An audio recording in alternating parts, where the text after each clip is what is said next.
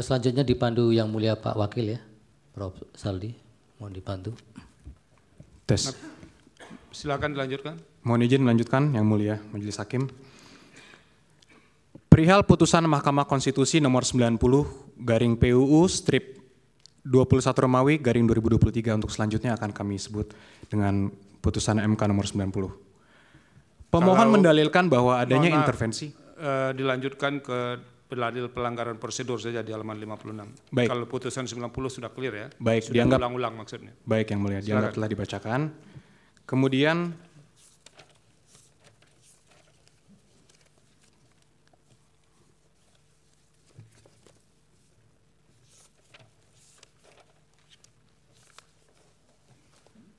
perihal dalil pelanggaran prosedur.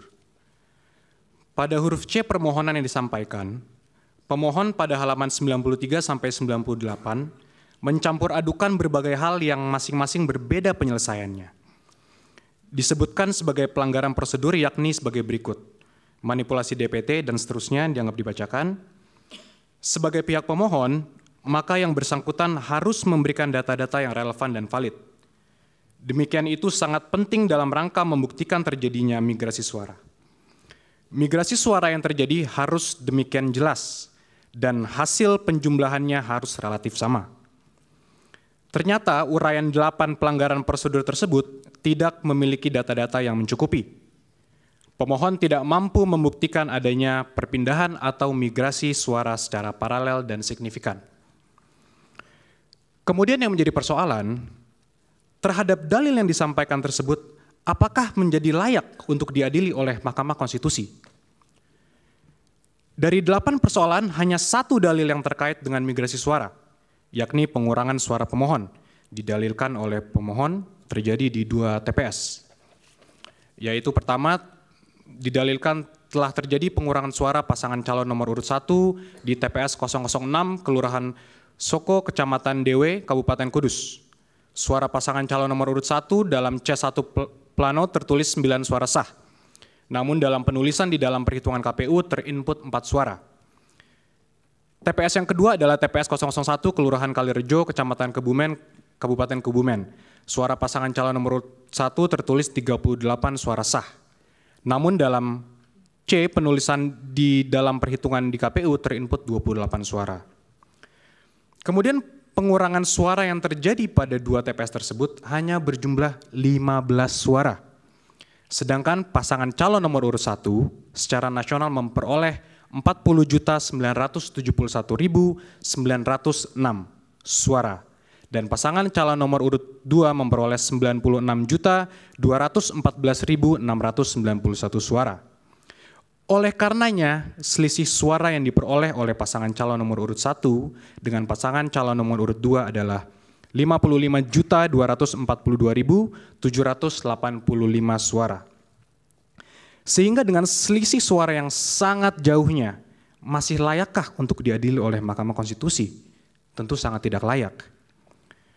Kemudian dalam hal rekapitulasi penghitungan perolehan suara secara nasional, Pasal 407 ayat 1 Undang-Undang Pemilu menyebutkan, dianggap dibacakan, peserta pemilu dimaksud adalah partai politik untuk pemilu anggota DPRD provinsi, anggota DPRD kabupaten kota, perseorangan untuk pemilu anggota DPD, dan pasangan calon yang diusulkan oleh partai politik atau gabungan partai politik untuk pemilu presiden dan wakil presiden.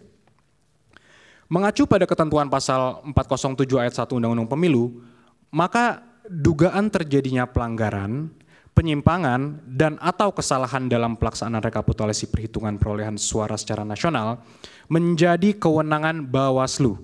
Dengan demikian terhadap dugaan terjadinya pelanggaran, penyimpangan, dan atau kesalahan dalam pelaksanaan rekapitulasi perhitungan perolehan suara, kalaupun benar ada quod non, harus diselesaikan hanya, sekali lagi, hanya oleh Bawaslu, bukan oleh Mahkamah Konstitusi. Selanjutnya, pemohon mendalilkan dalam permohonannya, kami anggap telah dibacakan, ada 19 poin yang mulia.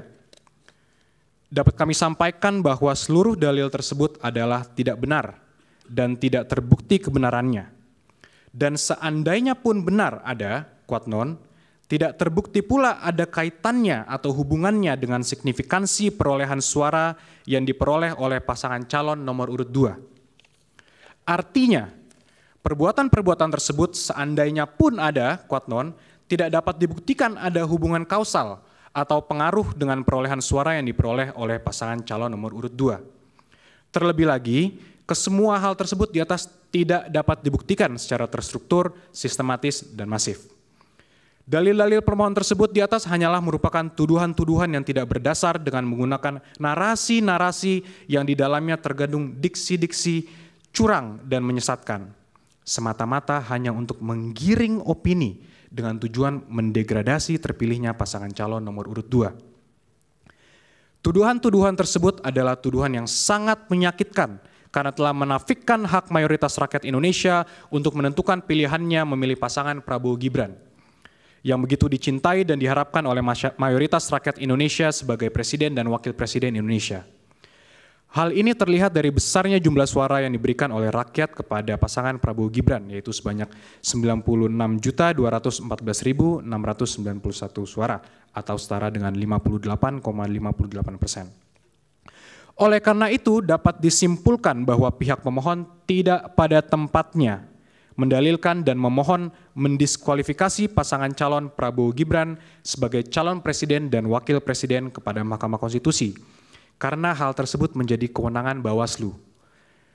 Hanya ada satu kewenangan Mahkamah Konstitusi dalam sengketa pemilu presiden dan wakil presiden, yakni terhadap hasil perhitungan suara yang mempengaruhi penentuan terpilihnya pasangan calon atau penentuan untuk dipilih kembali pada pemilu presiden dan wakil presiden sesuai pasal 475 ayat 2 Undang-Undang Pemilu. Bagian berikutnya yang mulia kami masuk kepada dugaan pelanggaran yang dilakukan oleh pemohon.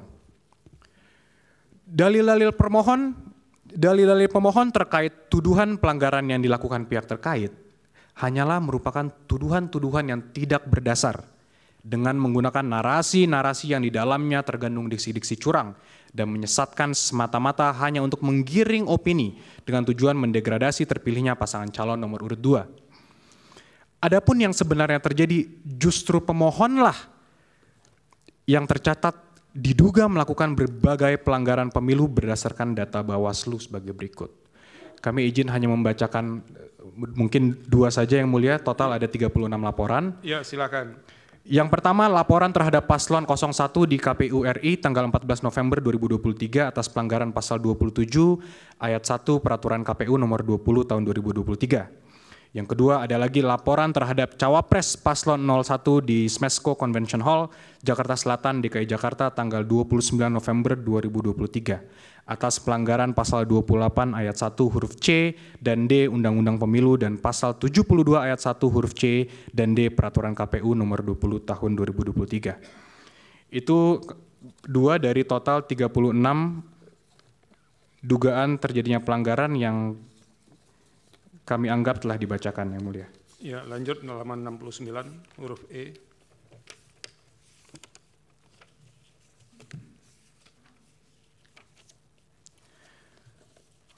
Poin berikutnya yang akan kami sampaikan adalah poin E, tidak ada intervensi penguasa atas kemenangan pihak terkait.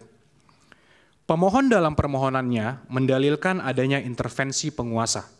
Dalam hal ini presiden, para menteri, PJ kepala daerah, aparatur negara, kepala desa, untuk memenangkan pihak terkait dalam kontestasi pemilihan presiden dan wakil presiden 2024. Dalil pemohon tersebut selain mengada-ngada dan menyesatkan, juga menafikan semua usaha, strategi, kerja keras partai politik pengusung, kelompok relawan, dan tim pemenangan di pusat maupun daerah dalam memperjuangkan kemenangan pihak terkait pada pemilihan presiden dan wakil presiden tahun 2024.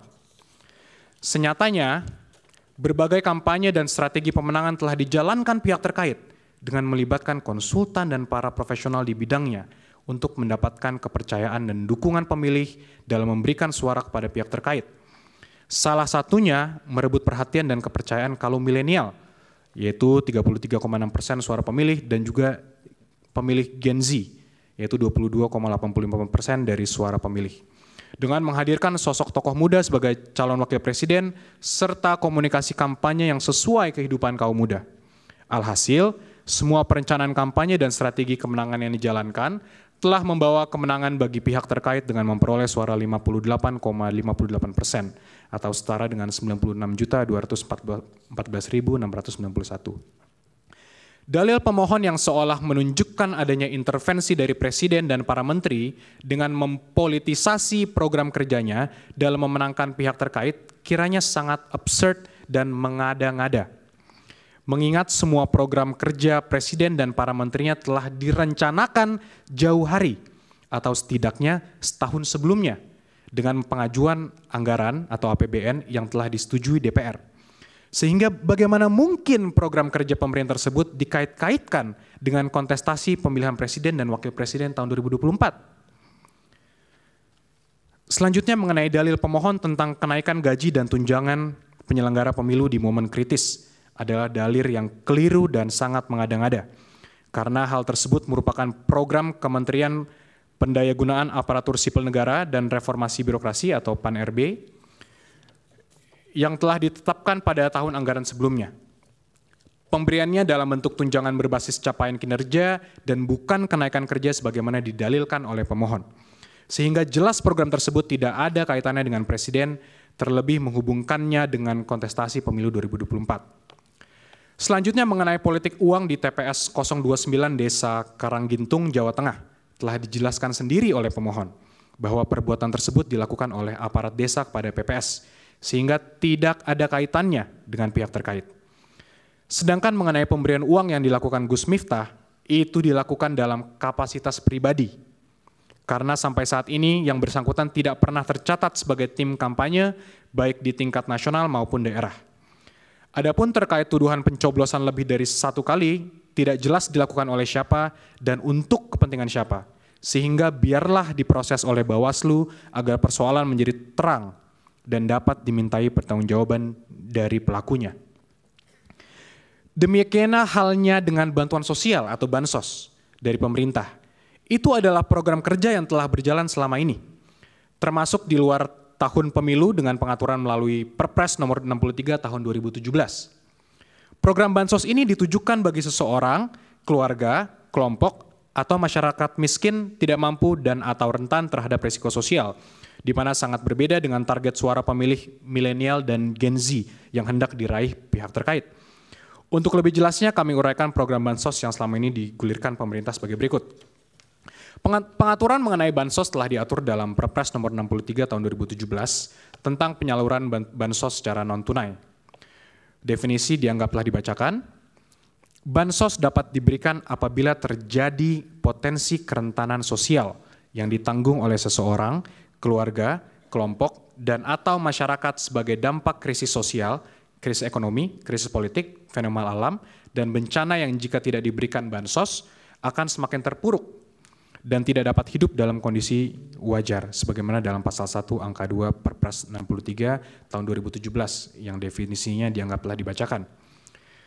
Dari definisi dan persyaratan yang diatur tersebut secara limitatif, pemerintah dapat mengeluarkan bansos bila terjadi adanya peristiwa yang dapat menimbulkan potensi kerentanan sosial dari adanya fenomena alam atau bencana yang tidak diberikan bansos akan semakin terpuruk bagi rakyat.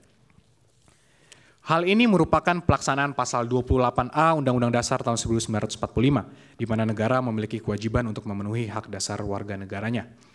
Selanjutnya berdasarkan pada data BNPB, Indonesia mengalami fenomena alam dan bencana yang terjadi sebanyak 331 bencana banjir, atau sekitar 44% dari total kejadian bencana yang terjadi pada periode Januari hingga Maret 2023, yang berdampak gagal panen akibat banjir, dengan total lahan sekitar 54.000 hektar pada 136 kabupaten kota di 20 provinsi. Dengan adanya fenomena alam atau banjir yang terjadi di 136 kabupaten kota pada 20 provinsi, maka akan berdampak pada keberlangsungan hidup rakyat yang berdampak gagalnya panen akibat banjir. Presiden sebagai pemimpin tertinggi haruslah sensitif dan prihatin untuk secara tepat dan tegas untuk mengeluarkan kebijakan dalam bentuk bantuan sosial kepada rakyatnya. Oleh karena itu, Presiden diberikan kewenangan oleh undang-undang untuk melakukan perubahan APBN sebagaimana dalam pasal 20 ayat 1 huruf F Undang-Undang APBN tahun 2024. Berdasarkan aturan hukum tersebut, pasal 20 Undang-Undang APBN tersebut, Presiden dapat melakukan perubahan anggaran belanja negara terkait adanya penanggulangan bencana, sehingga tindakan Presiden Jokowi telah sesuai hukum dengan melakukan perubahan anggaran belanja negara dikarenakan adanya bencana banjir yang berdampak pada gagalnya panen yang terjadi pada 54.000 hektar lahan pertanian dan akan mengancam keberlangsungan hidup rakyat Indonesia. Dalil permohonan pemohon yang mempermasalahkan penggunaan bansos untuk pemenangan pihak terkait yang dilakukan Presiden Jokowi seharusnya menggunakan instrumen-instrumen hukum terkait kepemiluan. Sejak berlakunya Undang-Undang Nomor 7 Tahun 2017 tentang Pemilu, telah ada pembagian kewenangan dalam rezim kepemiluan. Jenis pelanggaran administrasi pemilu dan sengketa proses pemilu yang merupakan kewenangan dari Bawaslu, pelanggaran pidana pemilu merupakan kewenangan Gakumdu, dan sebuah lembaga yang memeriksa dan mengadili pelanggaran etik penyelenggara pemilu melalui DKPP. Serta perselisihan hasil pemilu merupakan kewenangan dari Mahkamah Konstitusi.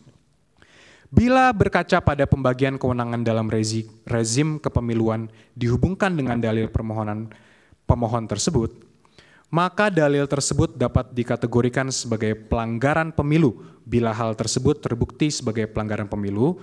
Hal ini berdasarkan pada pasal 283 ayat 1 Undang-Undang Pemilu yang dianggap telah dibacakan. Dari uraian di atas, pelanggaran pemilu dapat dilihat dari definisinya dalam pasal 1 angka 31 per Bawaslu nomor 8 2022 dianggap telah dibacakan. Sehingga bila pemohon yang mendalilkan adanya pelanggaran pemilu, maka pemohon dapat melaporkan pelanggaran tersebut kepada Bawaslu untuk dapat mengkualifisir apakah sebagai pelanggaran pemilu atau pidana pemilu.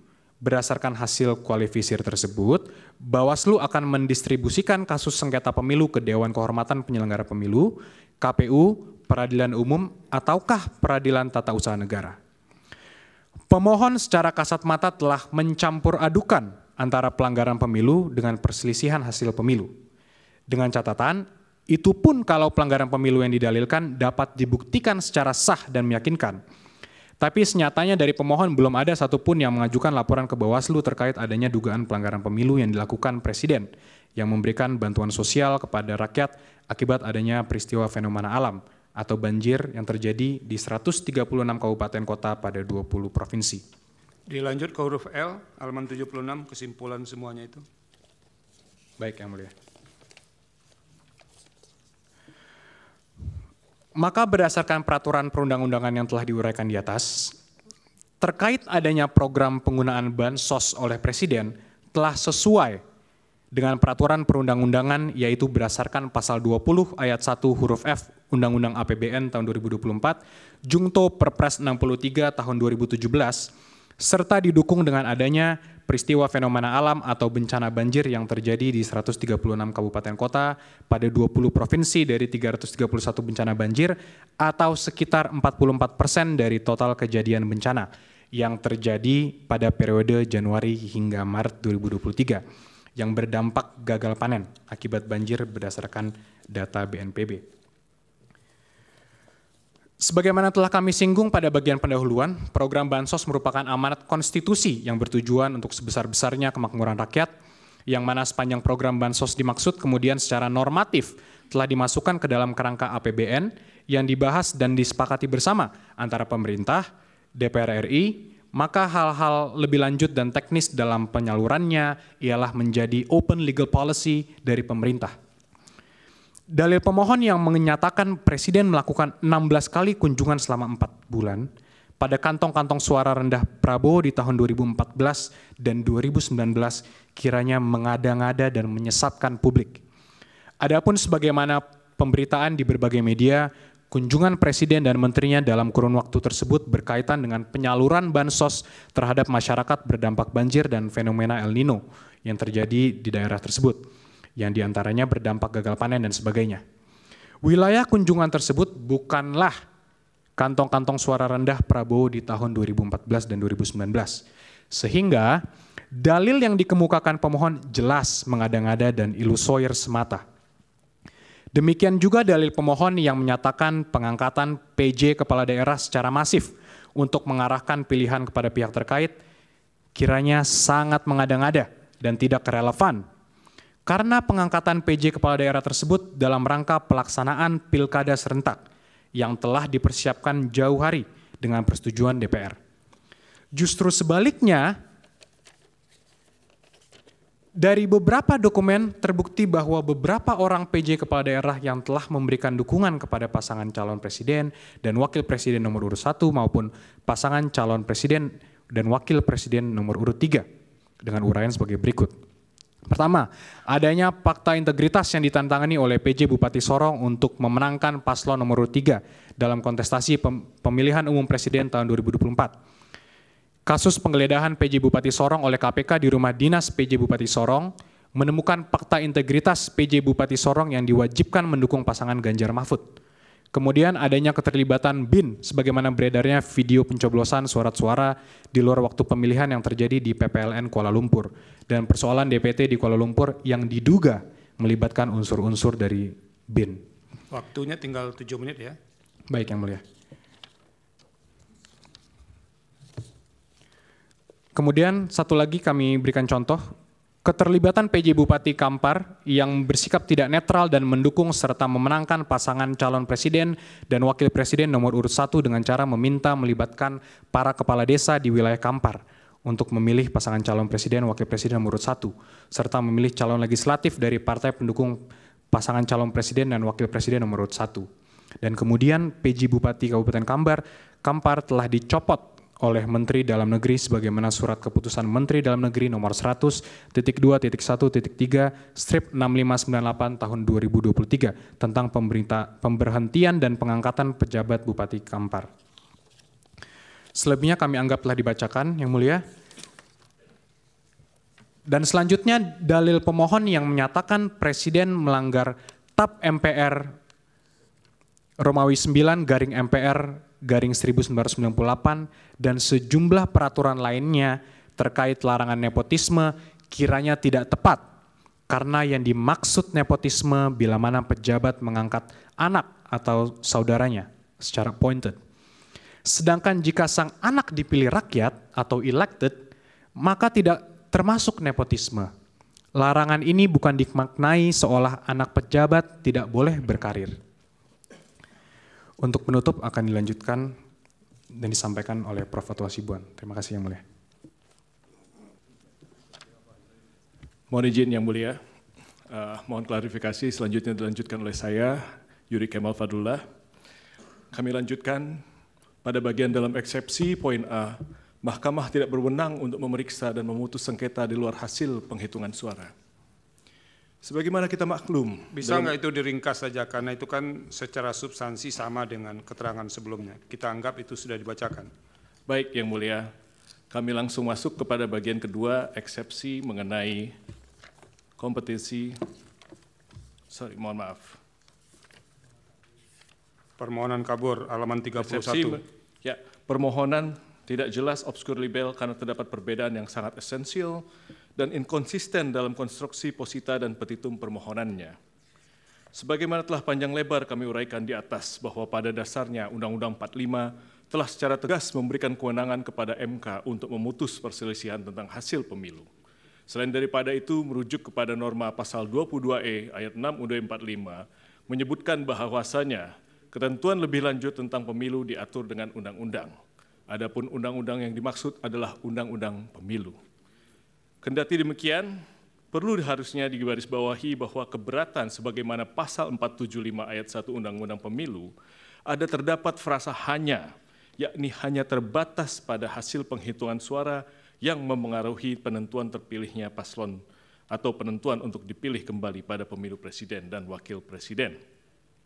Bahwa sejalan dan senantiasa berpedoman kepada norma-norma yang berkenaan dengan kewenangan MK sebagaimana disebutkan di atas, kemudian melalui PMK nomor 4 tahun 2023, MK telah memberikan pedoman bagi tiap-tiap pasangan calon presiden dan wakil presiden yang merasa berkeberatan dengan jumlah hasil suara sah yang ditetapkan oleh KPU RI untuk dapat mengajukan suatu permohonan pembatalan atas penetapan hasil penghitungan perolehan suara oleh KPU RI dengan menggunakan formalitas dan sistematikanya yang ditentukan secara spesifik. Untuk selanjutnya tidak kami lanjutkan karena memang kami mengutip pasal 8 PMK nomor 4 nomor tahun 2023.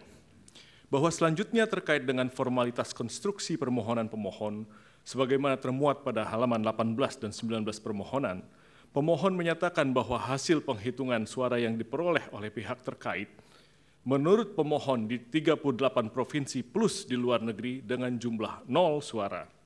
Kesalahan perhitungan demikian didalilkan oleh pemohon dengan narasi-narasi adanya pelanggaran TSM berupa nepotisme dan pelanggaran prosedur yang merusak integrasi Pilpres 2024 dan merupakan pelanggaran terhadap asas-asas dalam pelaksanaan pemilu sehingga suara pihak terkait menjadi 0.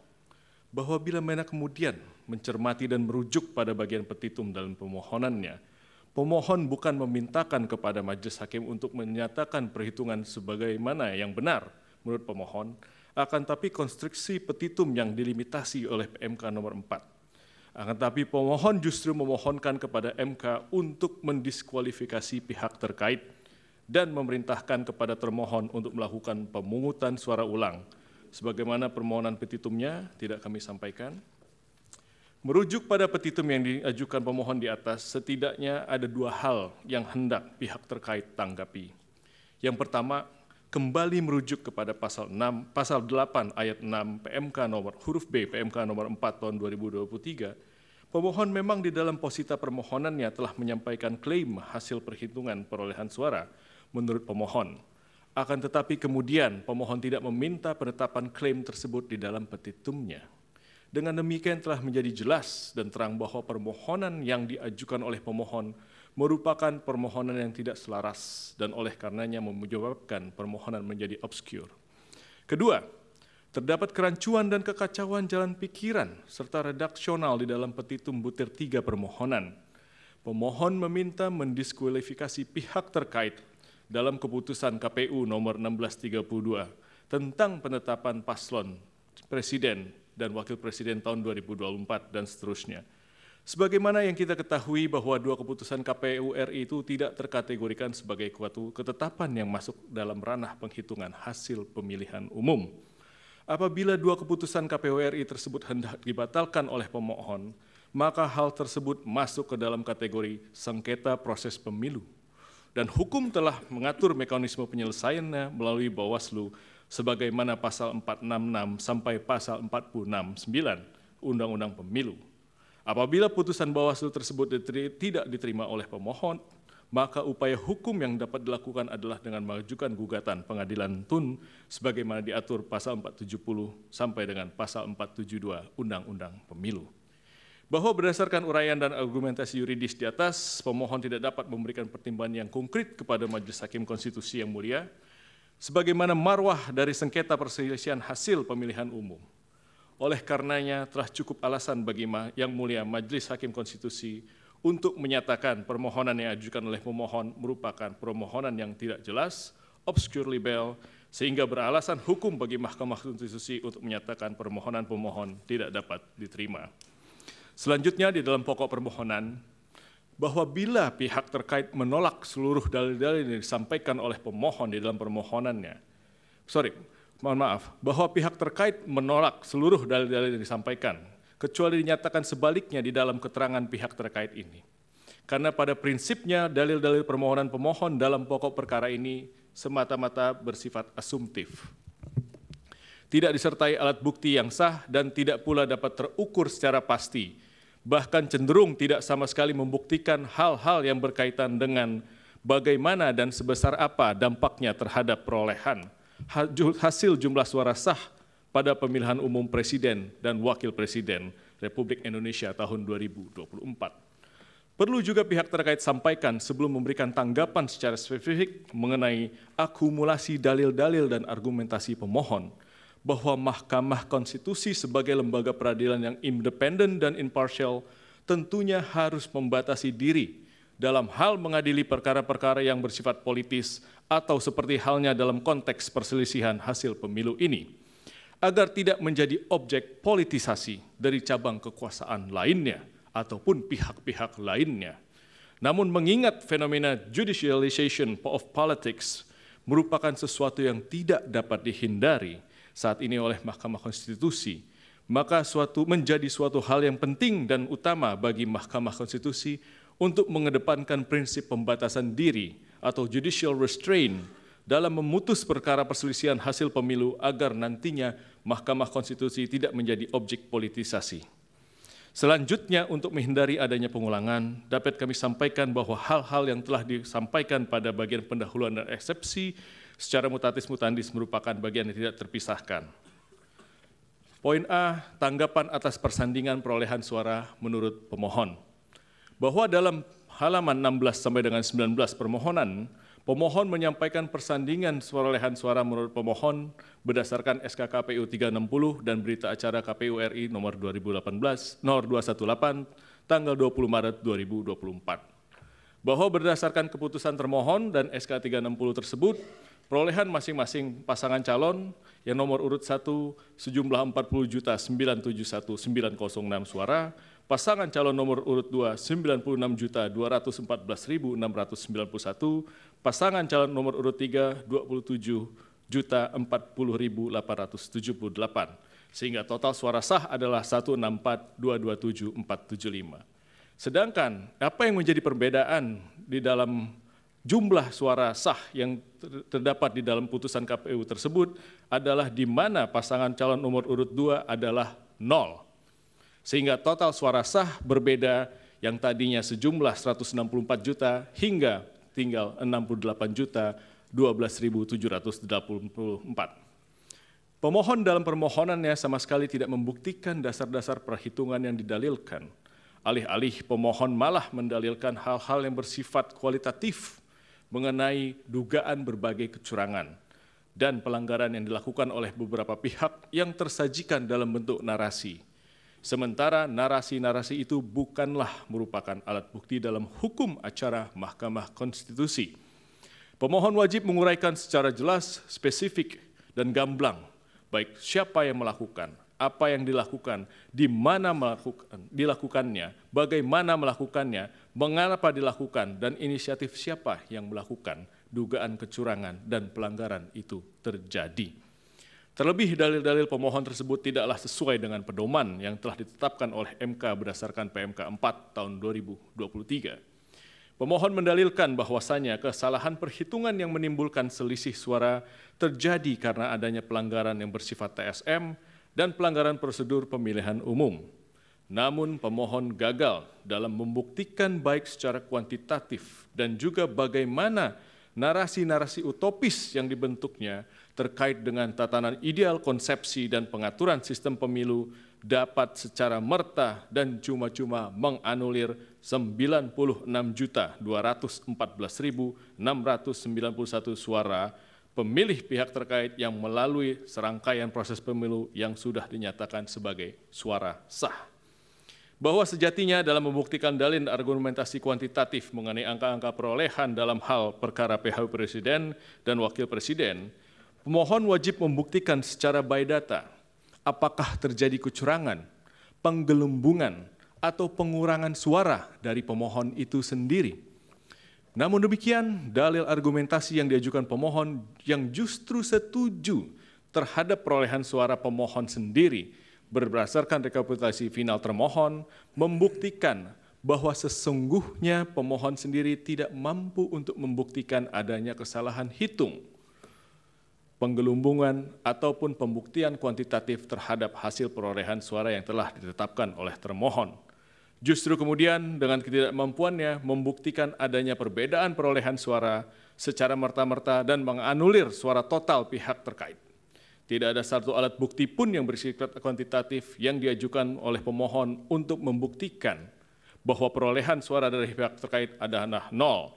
Dan yang lebih esensial adalah tidak ada salah satu bukti pun yang diajukan berupa rekomendasi dan atau putusan dari Bawaslu RI maupun putusan pengadilan yang telah berkekuatan hukum tetap yang menyatakan atau setidaknya menjadi dasar bahwa pihak terkait terdiskualifikasi. Selanjutnya mohon izin Yang Mulia, bagian selanjutnya disampaikan oleh rekan kami Pak Dr. Fahri Bahmid. Terima kasih. Silakan.